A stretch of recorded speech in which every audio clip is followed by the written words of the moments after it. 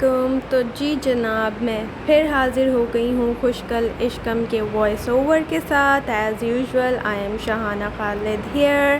Welcome to Mirha Khan's YouTube channel. کیسے ہیں آپ سب پیارے شہزادے اور شہزادیوں؟ کیا ہو رہا ہے آج کل؟ تھوڑے سے گیپ کے بعد آپ لوگوں کے لیے ایپیسوڈ کا پارٹ 2 آیا ہے جو کہ ہے 37 اور پارٹ 2 اوبویسلی آپ لوگوں کو انتظار ہوگا کیونکہ کافی انٹرسٹنگ ہو چکا ہے یہ ناول. تو کیسا لگ رہا ہے پڑھ کے آپ کو یہ ناول؟ اس سے پہلے don't forget to subscribe and like the YouTube channel of Mirha Khan اور پریس دا آئیکن بٹن. چلیں جی چلتے ہیں آج کی ایپیسوڈ کی طرف. ایپیسوڈ تو ایک ہی ہے، اس کے پارٹ 2 کی طرف جو کہ ہے 37 اور پارٹ 2.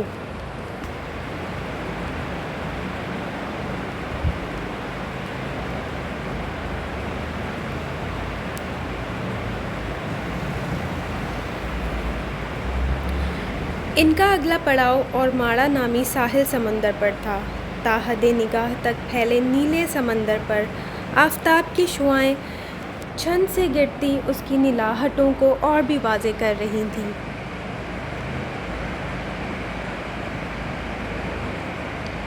منظر اتنا دل فریب تھا کہ وہاں موجود ہر نگاہ کو خود سے باندھے ہوئے تھا. ساحل کنارے نم ریت پر کھڑے شپ کی اسٹیئرز پر وہ آنکھوں پر ہاتھ کا چھجا بنائے کھڑی تھی.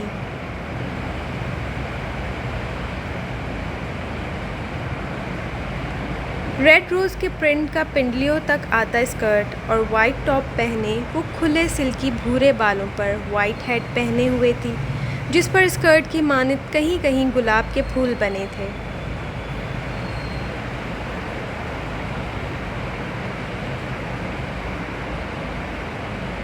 اس کی بھوری نگاہیں رئیس سلطان پر جمی تھیں جو ایک اسٹال کے آگے رکھے اسٹول پر بیٹھا آتی جاتی لڑکیوں کو دیکھ رہا تھا.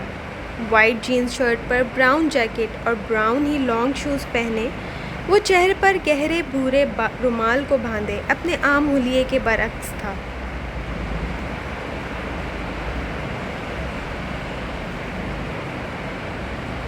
وہ اسٹول پر پھیل کر بیٹھا ایک پیر کو مسلسل ہلاتا سرمئی بے تاثر نظروں سے آتے جاتے لوگوں کو دیکھ رہا تھا جس میں کثرت لڑکیوں کی تھی جو مختصر کپڑے پہنے ہوئے تھیں.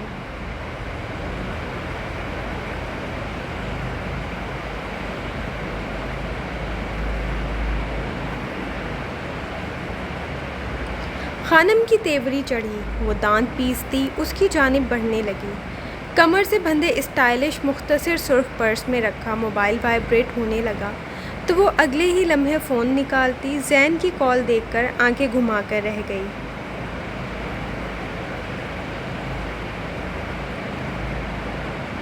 بولو، عزلی لٹ مار انداز.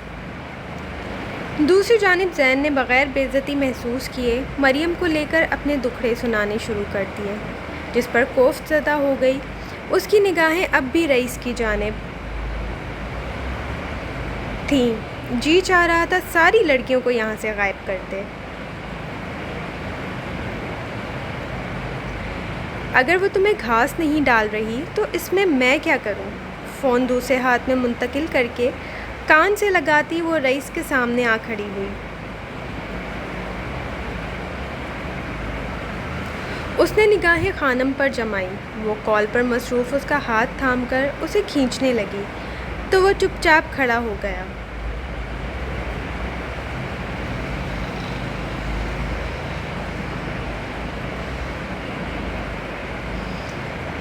مس خطرناک، آپ کو اسی لیے تو کال کی ہے. کچھ مجھ غریب کا بھی خیال کریں.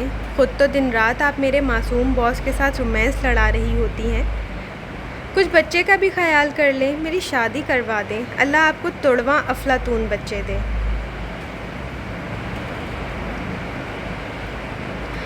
اس کی عورتوں کو مات دیتی کینچی کی طرح چلتی زبان بطول کا پارا ہائی کرنے لگی تھی. اس دنیا میں وہ واحد شخص تھا جو اپنی بکواس سے اس کا بی پی ہائی کر دیتا تھا.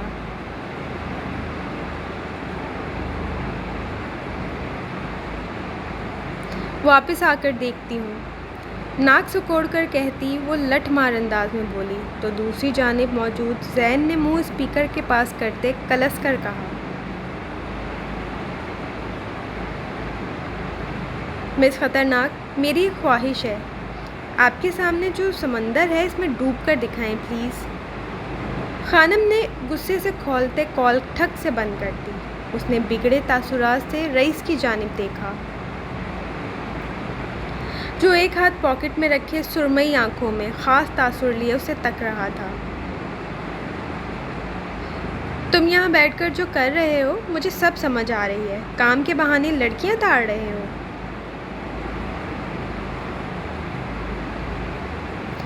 جیلس ہوتی وہ چہرہ گھما کر پشت پر موجود لڑکیوں کو کھا جانے والی نظروں سے دیکھتی، اس کا ہاتھ تھام کر قدرے سنسان کونے میں جانے لگی جہاں کسی کا نام و نشان نہ تھا، بس لہروں کا شور سماج سے ٹکراتا ایک انوکھا احساس بخش رہا تھا۔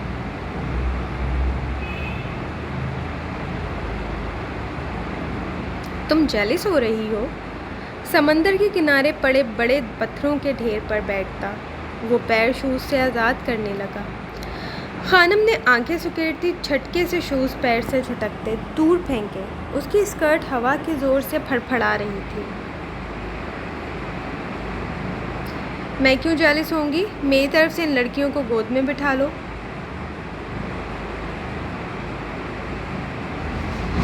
وہ آہستہ آہستہ چلتی آگے بڑھنے لگی، پانی اس کے ٹخنوں کو چھو رہا تھا۔ رئیس نے مسکراتی نگاہ اس کی پشت پر ڈالی۔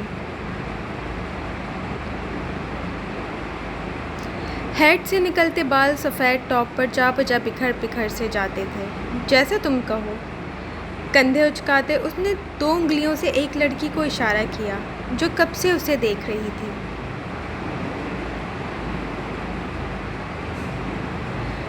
بطول نے فوراً پلٹ کر دیکھا تو وہ کسی لڑکی کی جانب دیکھ رہا تھا جو مسکراتی ہوئی ان کی جانب آ رہی تھی۔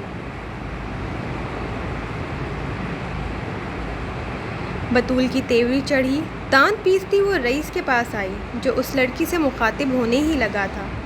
وہ اس فرنگی چڑیل کو دیکھتی شیرنی کی مانند کر رہی، گیٹ لاسٹ۔ اس کے خطرناک تیوروں پر وہ ایک پل کو ٹھہری، مگر اس گرے آنکھوں والے ہینڈسم کو اپنی جانب دیکھتے پا کر کندھے اچکاتی اس کے عین سامنے ٹھہر گئی۔ ہائے ہینڈسم۔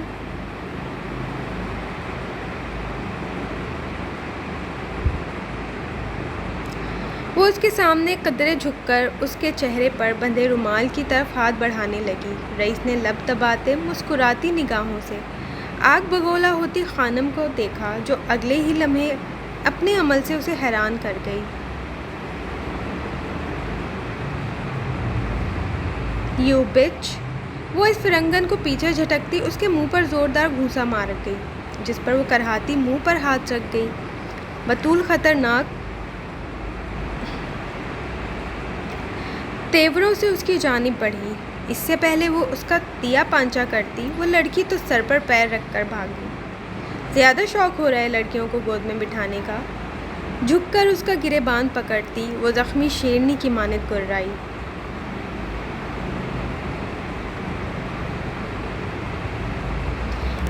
کہتی ہو تو تمہیں بٹھا لیتا ہوں۔ اس کے غصے سے سرخ پڑتے چہرے کو دیکھ کر مسکراہٹ دباتا وہ ایک دم اسے اٹھا کر تھائس پر بٹھا گیا۔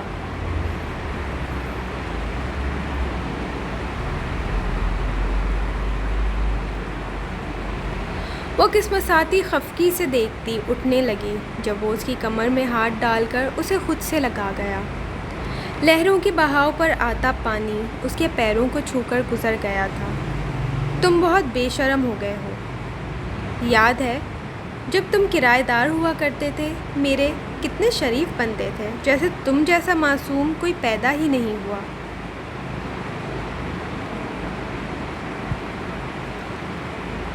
خفگی سے کہتی وہ ہاتھ بڑھا کر اس کا رومال اتار گئی۔ احتیاطاً اس نے آس پاس بھی نگاہ دوڑائی تھی۔ مجھے یاد نہیں۔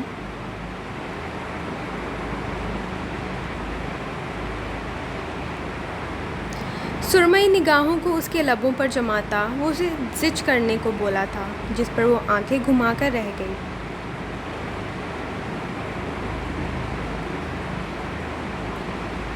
ایک دن تم مجھے بھی بھول جاؤ گے۔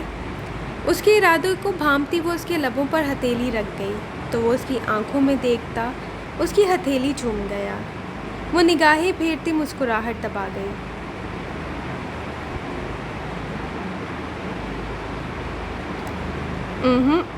بھولنا بھلانا دماغ کا کام ہے، تم دل میں رہتی ہو، بے فکر رہا کرو۔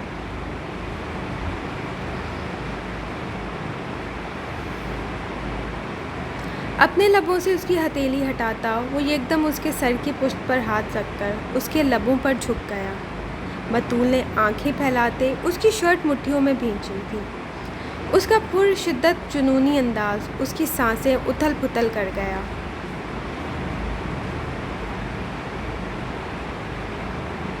بس کرو، کہیں بھی شروع ہو جاتے ہو۔ اس کے بال پکڑ کر اس کا چہرہ خود پر سے ہٹاتی وہ بکھری سانسوں کے بیچ غصے سے بولی، جس پر وہ مسکراہٹ دباتا انگوٹھے سے اس کے بھیگے لب کو صاف کر گیا۔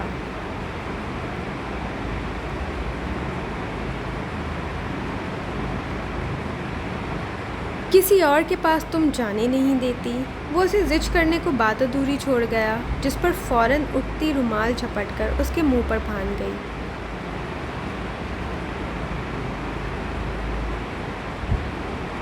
بہت اچھا کرتے ہو جو چہرہ چھپائے رکھتے ہو۔ میرا بس چلے تو تمہیں ٹوپی برقع پہنا دوں۔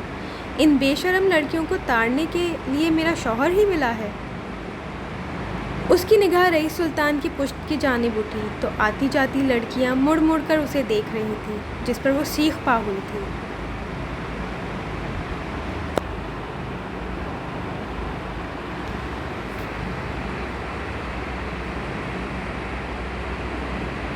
اس کی پوزیسونیس پر وہ قہقہہ لگا گیا، جس پر وہ مزید خفا ہوتی اس کے سامنے ہاتھ پھیلا گئی۔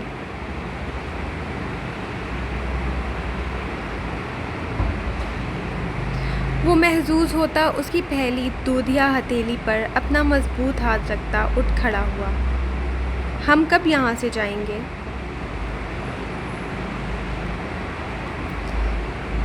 پورے حق سے اس کے مضبوط بازو کو پکڑتی وہ شپ کی جانب بڑھنے لگی تھی اور وہ آرام سے اس کے ساتھ کھینچا چلا جا رہا تھا۔ سر جھکائے اسے دیکھتا۔ جب تم کہو۔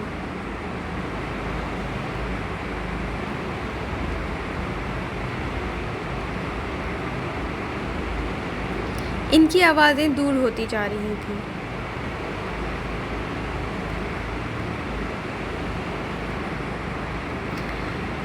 طنزیہ مسکراہٹ لبوں پر سجائے وہ اس کے پیچھے اسٹور روم میں داخل ہوئی تھی، جہاں وہ اپنی کوئی کتاب ڈھونڈنے کی غرض سے آیا تھا۔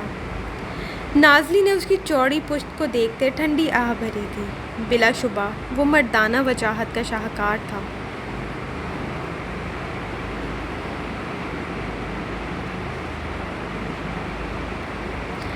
وائٹ گرے چیک والی شرٹ کے ساتھ سیاہ ٹراؤزر پہنے وہ دونوں ہاتھوں کا استعمال کرتا جلدی سے کتاب ڈھونڈ رہا تھا جب وہ کھنکھاری۔ وہ اسے دیکھ چکی تھی، مگر اس کے متوجہ ہونے پر حیرت چھپاتی لبوں پر بھرپور مسکان بکھیر گئی۔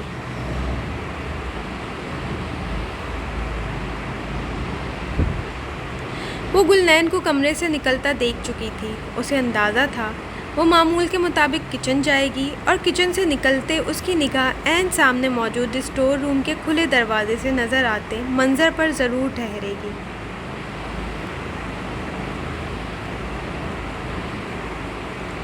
تم یہاں کیوں آئی ہو؟ میر اسحاق علوی کے چہرے پر واضح ناگواری آئی تھی۔ وہ اسے نظر انداز کرتا دوبارہ سامنے کھلا کارٹن کھنگالنے لگا تھا۔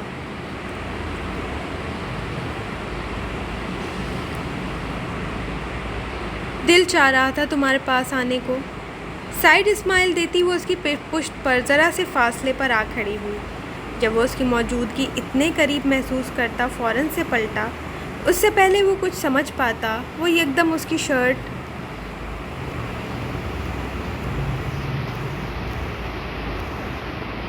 جاری ہے۔ اگلے پارٹ کے لیے جلدی سے اس ایپی کو لائک اور کامنٹ کریں۔ تو پارٹ آپ کو اگلا جلدی ہی ملے گا، but after liking this episode اور کامنٹ میں. چلے جی، ملتے ہیں نیکسٹ پارٹ میں. اللہ حافظ.